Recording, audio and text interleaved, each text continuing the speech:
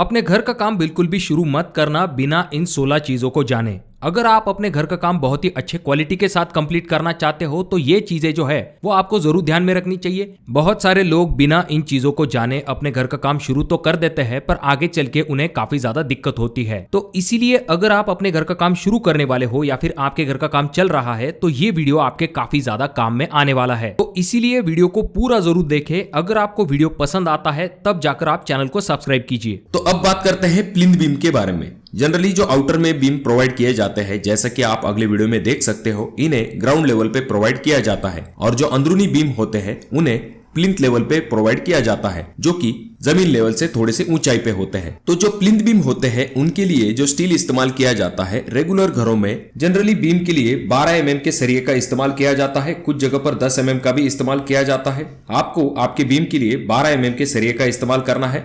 अब यहाँ पर आपके जो स्टील बार है यानी कि जो सरिया है वो बढ़ भी सकता है, ये डिपेंड होता है आपके स्टील डिजाइन के ऊपर। वैसे तो प्लिंथ बीम के अलग अलग साइज होते हैं, जैसे कि 9 inch by 9 inch, 9 inch by 12 inch, 9 inch by 15 inch या फिर 9 इंच बाय 18 इंच। ज्यादातर घरों में 9 इंच बाय 15 इंच के बीम को प्रोवाइड किया जाता है। और जहां तक बात आती है स्टीरअप्स की, तो उनके लिए आजकल सभी जगह पर 8 mm का ही इस्तेमाल किया जाने लगा है।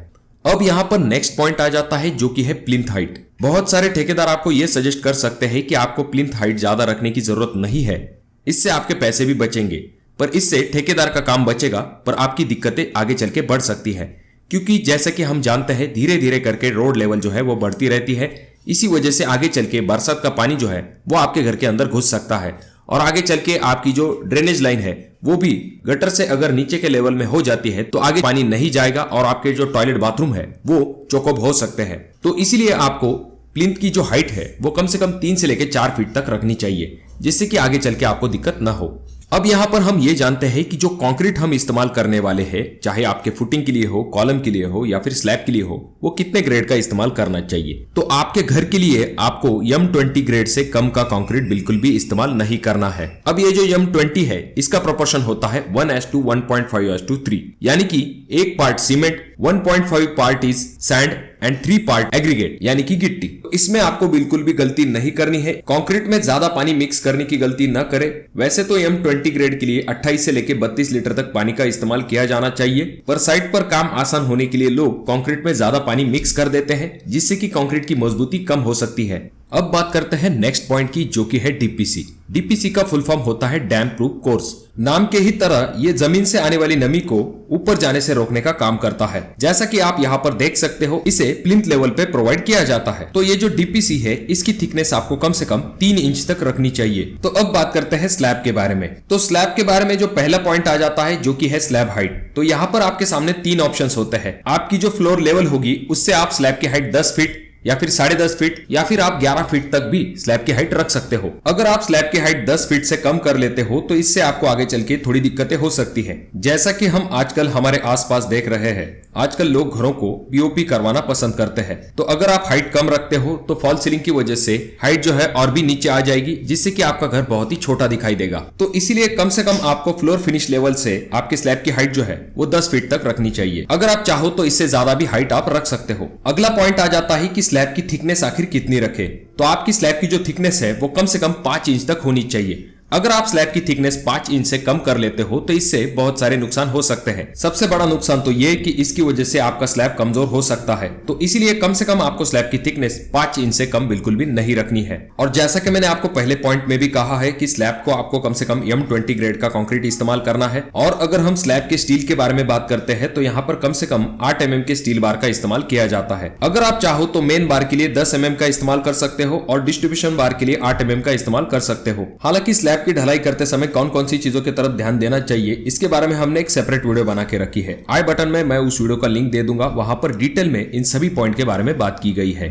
अगर आप जानना चाहते हो कि सरिये का वजन कितना है तो इसके लिए एक सिंपल फॉर्मूला होता है। अगर आप मीटर में जानना चाहते हो तो 1 मीटर बार का वजन जो है उसे निकालने के लिए जो फॉर्मूला इस्तेमाल किया जाता है वो होता है D²/162। यहाँ पर D मतलब डायमीटर ऑफ बार। एग्जाम्पल के लिए आप 12 mm के बार का वजन निकालना चाहते हो तो 12²/162 करने के बाद आपको 12 mm के बार का 1 मीटर का वजन कितना है ये मिल जाएगा। इसी तरह से आप ये भी जान सकते हो कि 1 फीट बार का वजन कितना है। इसके लिए आप D²/533 इस फॉर्मूला का इस्तेमाल कर सकते हो। ये जो फॉर्मूला है इसमें आपको सिर्फ बार का डायमीटर डालना है और आपको 1 फीट में उसका कितना वजन होगा ये मिल जाएगा। अब बात करते हैं आपके जीने के बारे में। तो जीने में सबसे इंपॉर्टेंट चीज आ जाती है जो कि है स्टेप्स। अगर आप इन स्टेप को बनाने में कोई गलती करते हो तो आपको ऊपर आने जाने में दिक्कत हो सकती है। तो ये जो स्टेप होती है इसमें राइजर और ट्रेड होता है। राइजर यानी कि ये जो खड़ा भाग है इसे राइजर कहा जाता है, जिसकी की हाइट आपको कम से कम 6 इंच तक लेनी है। अगर आप ज्यादा हाइट लोगे तो इससे आपको ऊपर चढ़ने में दिक्कत होगी। और स्टेप के ऊपर जहां पर हम पैर रखते हैं उसे ट्रेड कहा जाता है। तो उसका साइज कम से कम 10 इंच तक होना चाहिए। अगर ट्रेड का साइज 10 इंच से कम होता है तो इस सीढ़ी के ऊपर से आप फिसल सकते हो और ये चढ़ने उतरने में बहुत ही अनकंफर्टेबल होता है। तो अब राइजर और ट्रेड का साइज जानने के बाद ये जानते हैं कि आखिर जो स्टेप है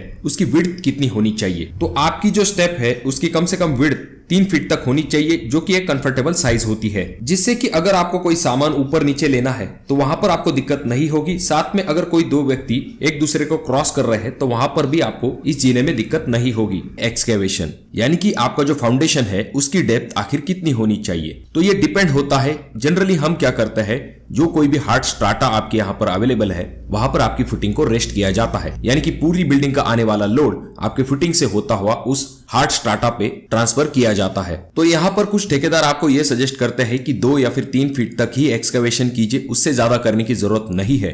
हमने बहुत सारे काम किए हैं, यहाँ पर हमें कोई भी दिक्कत नहीं हुई है। तो अगर आप ग्राउंड प्लस 1 फ्लोर बनवाने वाले हैं तो आपको वहां पर 4 फीट तक कम से कम खुदाई करनी चाहिए। उसके बाद अगर आप G+2 घर बनवाने वाले हैं तो वहां पर आपको 5 से लेकर 6 फीट तक खुदाई करनी चाहिए। अब ये जो एक्सकेवेशन का पार्ट होता है ये डिपेंड होता है आपके यहाँ पर जो सॉइल है उसकी बेरिंग कैपेसिटी कितनी है उसके ऊपर। इसके लिए आप ये भी चेक करके देख सकते हो कि आपके आसपास जो फाउंडेशन की डेप्थ है वो कितनी ली गई है। और बहुत सारे जगह पर जमीन अलग होती है जहां पर अलग फाउंडेशन का भी इस्तेमाल किया जाता है। मेनली फाउंडेशन के 2 टाइप होते हैं, एक शॉलो फाउंडेशन और दूसरा डीप फाउंडेशन। कुछ जगह पर इस तरह की ट्रेपेजॉइडल फुटिंग का इस्तेमाल किया जाता है तो कुछ जगह पर पाइल फाउंडेशन का भी इस्तेमाल किया जाता है। हालांकि इनके ऊपर हमने सेपरेट वीडियो बना के रखी है कि फाउंडेशन के कौन से टाइप होते हैं। आई बटन में मैं उस वीडियो का लिंक दे दूंगा। अब यहाँ पर नेक्स्ट पॉइंट आ जाता है जो कि है फुटिंग मेश। अब फुटिंग मेश से पहले आपको 2 से 3 चीजों के तरफ ध्यान देना जरूरी होता है। सबसे पहली चीज, जहां पर आप फुटिंग मेश रखने वाले हो तो उससे पहले आपको पीसीसी का एक लेयर देना चाहिए जो कि 6 इंच तक मोटा होना चाहिए। उसके बाद जो फुटिंग मेश है